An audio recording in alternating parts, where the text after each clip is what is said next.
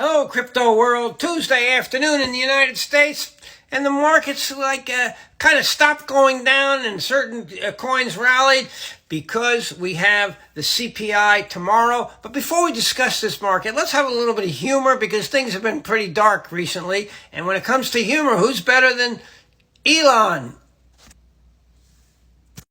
Elon has said that he will allow Trump back on Twitter when he owns it, which guarantees humor. Whatever your politics are, you can be sure there'll be fireworks when Trump starts yapping on Twitter.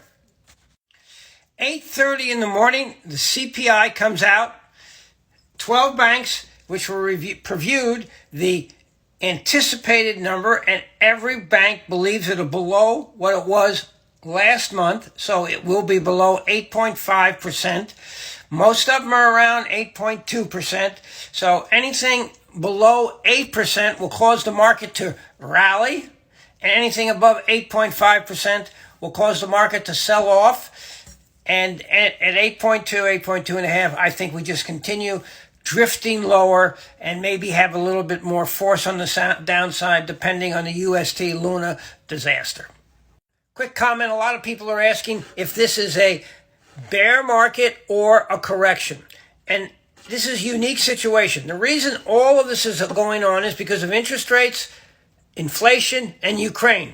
If Ukraine gets solved tomorrow, I'm not saying it will, but if it does, or if for some reason it turns out that inflation, the CPI tomorrow comes out to be 7.5%, it's been a correction and the market will go back up. But if things continue the way they are, we have to call it a bear market and we have to trade like that's it. And if you're going to average in, that's the only way you buy, and you buy small. Otherwise, you're just a trader and you trade off of the NASDAQ futures when the stock market's closed, and when it's open, you just trade off the NASDAQ. It's that simple.